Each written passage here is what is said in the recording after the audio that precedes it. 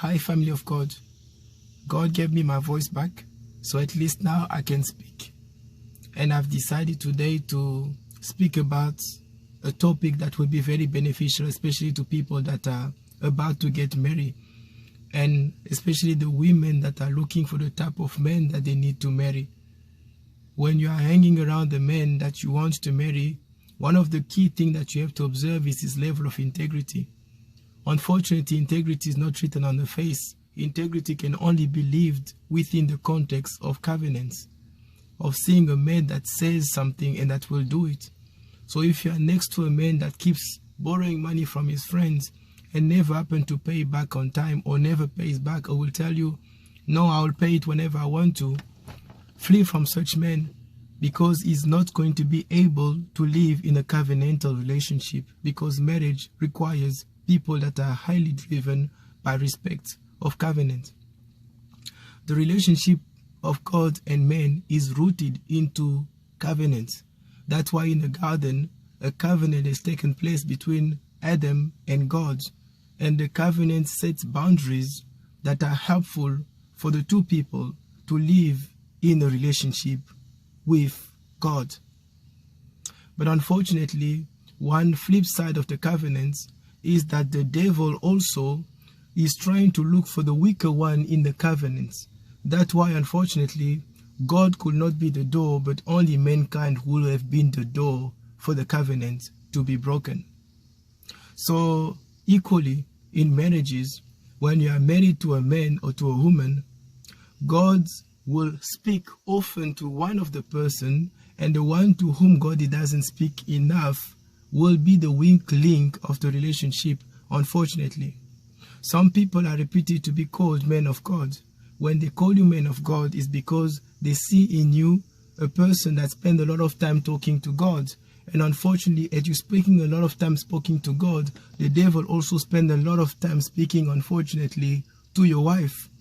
As a result, the home of a man of God must have a lot of attention and will have a lot of turbulence, because the more you serve God, the more the devil wants to destroy the work, and he has to look for the weaker one in the covenants.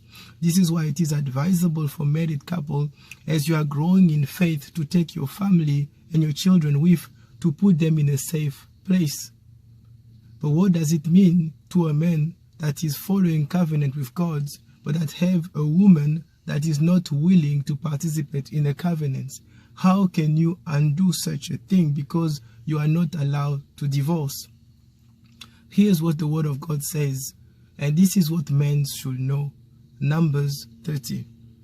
God is very smart when he puts covenant together, because he knows where to put on the authority to overthrow anything that is not acceptable in the covenants, to still protect the covenant and protect your child and your wife within that covenant. In the book of Numbers 30, God talks about vows, and vows that a woman will take in the father's house, but also in her husband's house.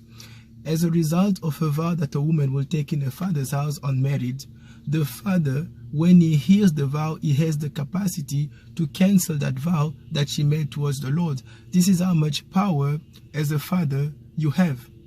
And interesting enough for husband, if the woman has made the vow in her father's house and decide to move in your house, and you don't agree with that vow, God has given you the power to cancel that vow. So that's what puts a man under the ultimate authority of accepting or rejecting covenantal relationships that can be created outside of his instruction. As the devil spoke to Eve, Adam had the authority to overthrow the decision by not accepting the vow that she made to eat the fruit. So this is the authority that is invested in you men that you need to learn how to use. So when you are serving God and the devil is using your wife, know one thing, that God has given you enough authority within the covenants to decide to undo whatever she's doing, not by force but by the Spirit. And the Spirit that God has invested into you as a man allows you to keep your family afloat and to keep the presence of God to watch over you.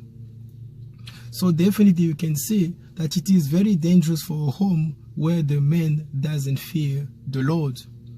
A woman can be the weaker one in a relationship with God because the covenant that God has with the man is the ultimate covenant that can override any stupid vow that she can make in your absence. By the time you hear it, you can cancel it out.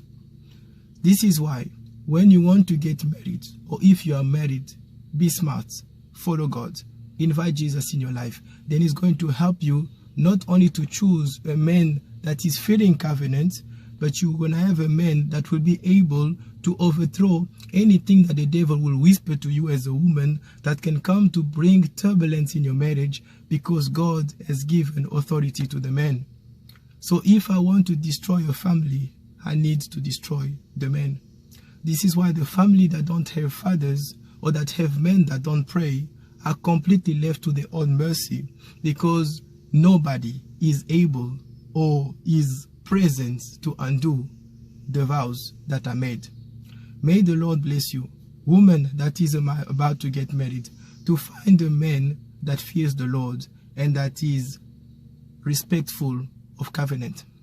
Woman in marriage, listen to your husband's advice if they are godly, and know that if you made a mistake by any one of your behavior, speak to your husband, make him hear the covenant, because he can undo it in the presence of the Lord. May the Lord bless you abundantly.